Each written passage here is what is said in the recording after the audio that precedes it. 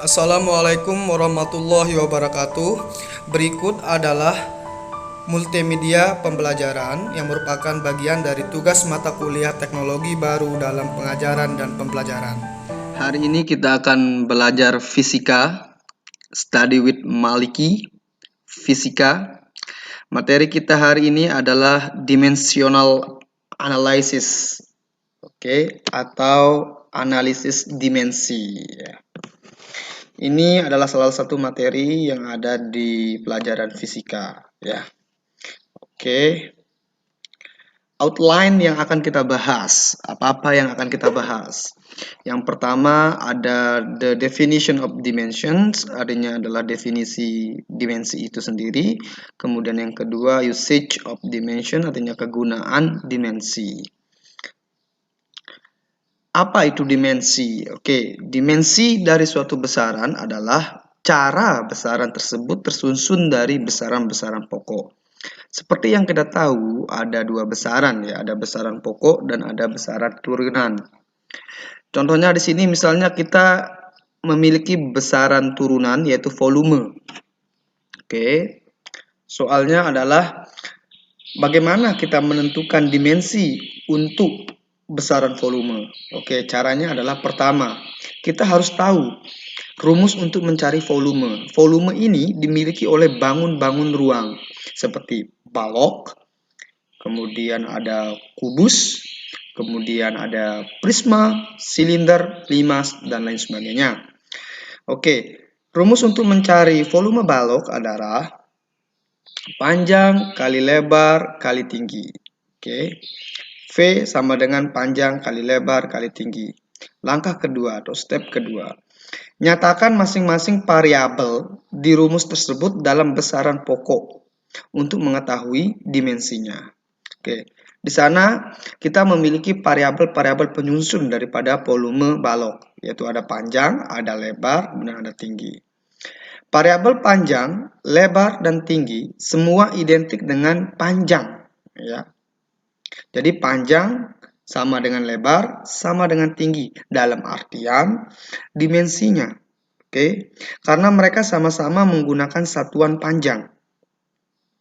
Setelah itu, rumus yang tadi itu kita ganti penyusun-penyusunnya seperti panjang, P, L, dan T itu dengan dimensinya.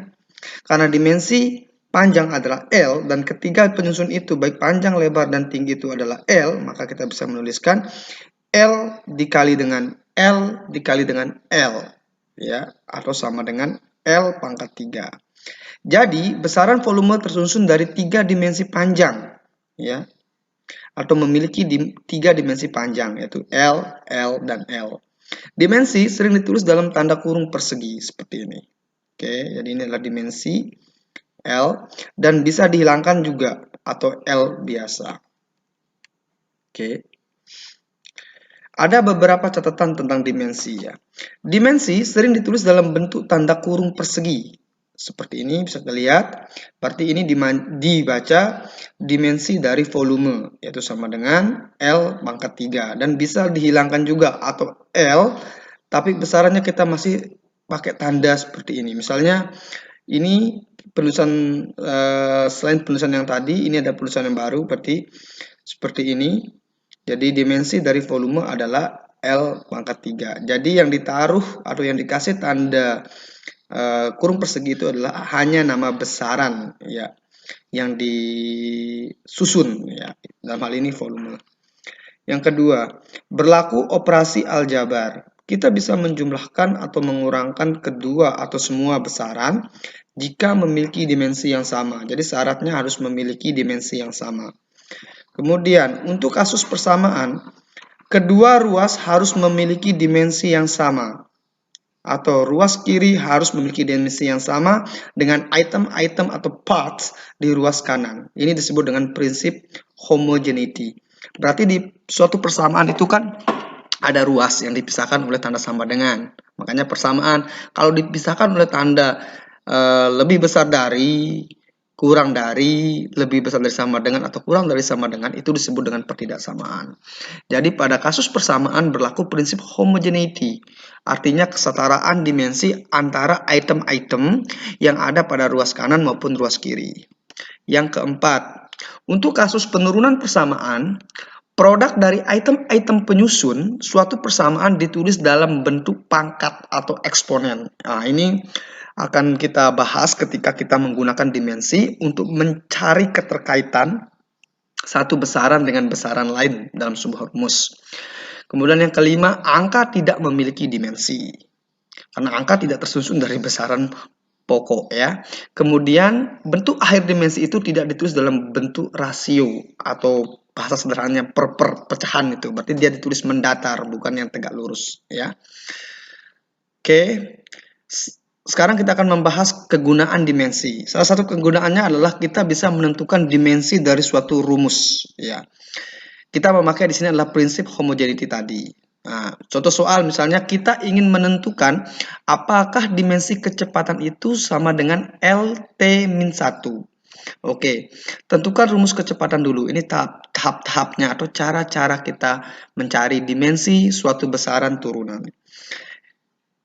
Pertama, kita harus menentukan rumus kecepatan dulu. Rumus kecepatan dirumuskan sebagai berikut. V sama dengan X per T.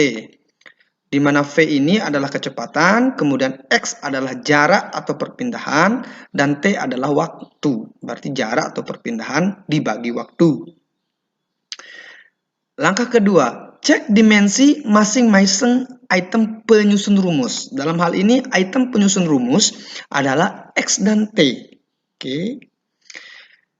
Di mana X itu adalah dimensinya adalah L, artinya jarak atau perpindahan itu sebenarnya pada dasarnya kalau dari sudut pandang besaran pokok dia adalah panjang. Karena kita tahu satuan yang kita pakai adalah sering satuan panjang seperti meter, sentimeter, kilometer, dan lain sebagainya. Sehingga untuk jarak atau perpindahan adalah L.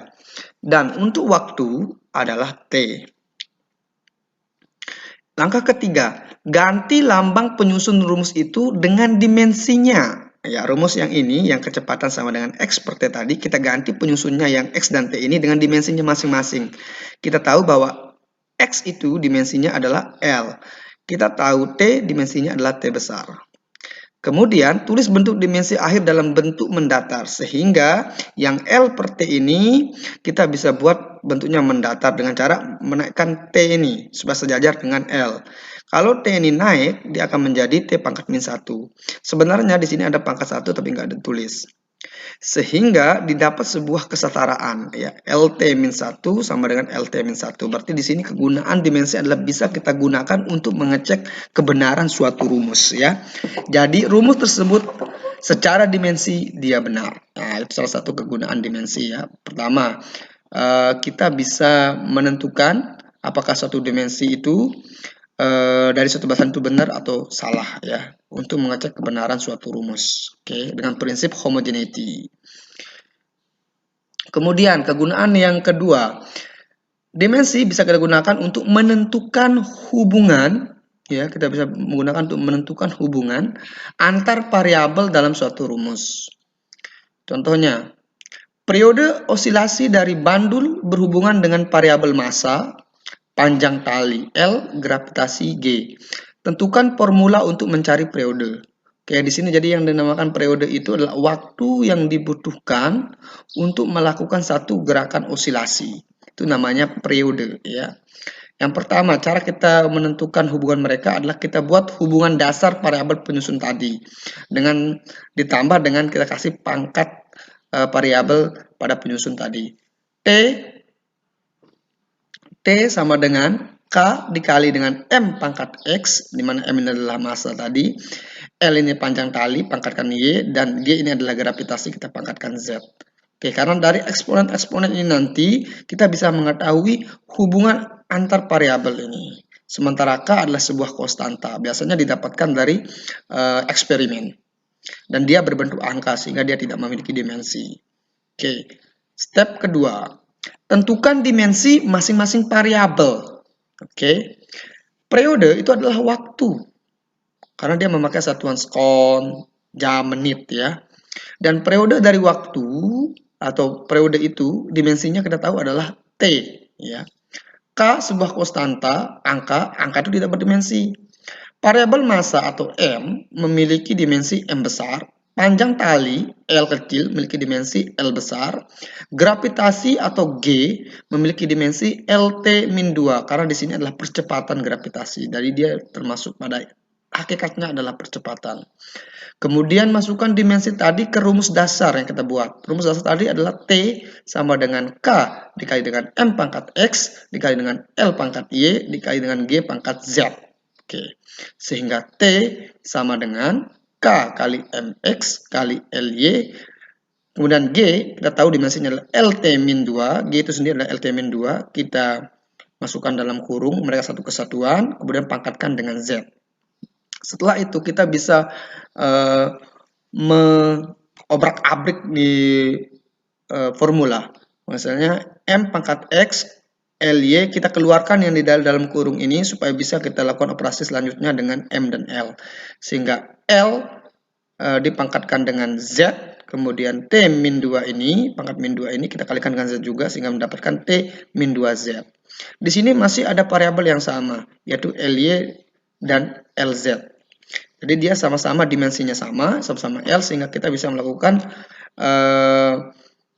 modifikasi dengan menggunakan aturan eksponen. Kalau basisnya sama yaitu LL, maka pangkatnya bisa dijumlahkan sehingga K dikali dengan M pangkat X dikali dengan L, Y ditambah dengan Z, kemudian T pangkat min 2Z.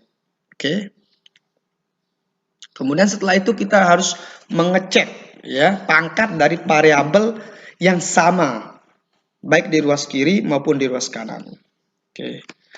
Setelah kita mengecek, kita ketahui bahwa ada 3 dimensi utama di sana, yaitu dimensi M, kemudian dimensi L, kemudian dimensi T. Di mana sekarang kita cek pangkatnya. M di kanan yang merupakan penyusunnya kita kasihkan tadi kan X pangkatnya. Sedangkan di kiri dia tidak punya unsur M di sana sehingga pangkatnya adalah 0. L yang di kanan kita tahu adalah Y plus Z. Sedangkan di kiri tidak ada L sehingga pangkatnya 0 di sana.